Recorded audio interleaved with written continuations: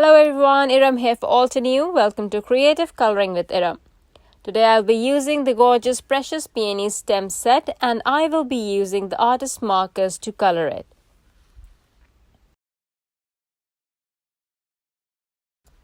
I'll start by stamping the image on Crest Solar White cardstock with permanent black ink. As you all know by now that permanent black ink is alcohol marker friendly ink and I'll be using artist markers by Altenew to color this image, so it's the perfect ink to use. However, I would advise you to either give it a few minutes to set or dry or use your heat gun to be on the safe side. It's because if the ink is still a tad wet, it will smear. Especially if you use light colors, because I guess the alcohol concentration is more in them. I don't know, but with me, it has always been the light markers that smear that ink. Okay, so I'm using shades of purple set of artist markers to color the image, and I'm going to first lay down the darkest color in the family, which is Midnight Violet, which I will blend out with Deep Iris.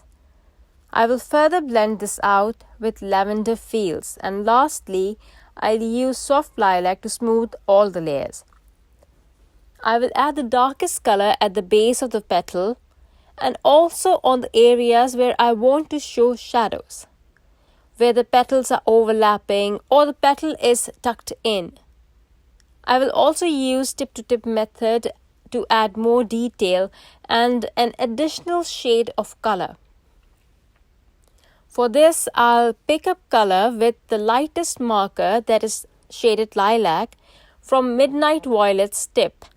So what will happen is that I'll end up with a soft variation of Midnight Violet on shaded lilac's tip, which when I'll apply on paper will start as light Midnight Violet and blend out to shaded lilac on its own. I leave you with some music. Be right back.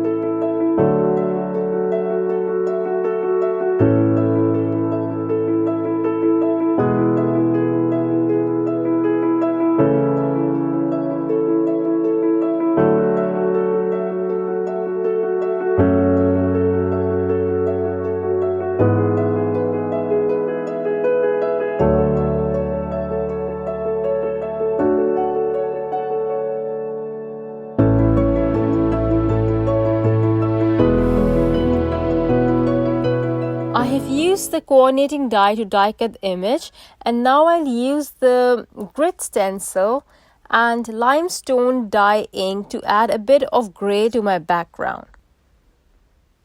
I'm using Crest Solar White cardstock for the card front, and I'll use a blending brush, and through the stencil I'll apply the limestone dye ink. Okay, so a happy accident. You'll notice that the ink coming off the brush is a bit pinkish instead of grey. Means that at some point I used this brush, and because I am lazy and usually very flustered when I am making these videos, I must have forgotten to wash it. But thankfully that the color matches the image, it actually works, which is very rare. Never actually happens, and I'm quite happy that it works right now. Otherwise I'll have to start all over again. Anyway, this is why I called it a happy accident. Otherwise I really would have cried. I usually do when my Crest Solar White panel is wasted.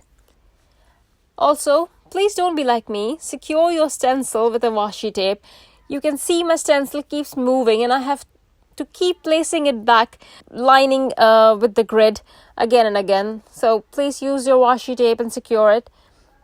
I will apply the ink in a triangular fashion, more on the left edge. I'll apply it in a way that the pattern will reduce as we move towards the right. Once I'm happy with the inking, I'll remove the stencil and add black paint splatters from the 36-pan watercolor set. To finish, I'll just stamp a sentiment on Crest Solar White cardstock in obsidian pigment ink, and I'll use the stamp cleaner by Altenew to clear my stamp. This stuff is awesome. You can use it both on clear and rubber stamps. It's actually very amazing. I have used it for the first time. I have had it for a while now, and this is the first time I'm using it, and I love it. It is so good and doesn't smell. I'll cut the sentiment into a strip and adhere it on my card front, and my card is almost ready.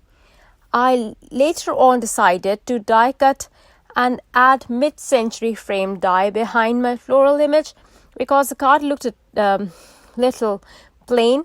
I think you can die cut this in black, and it would look even better and add a more dramatic look to your card. I hope you enjoyed today's session. Thank you for watching. Bye.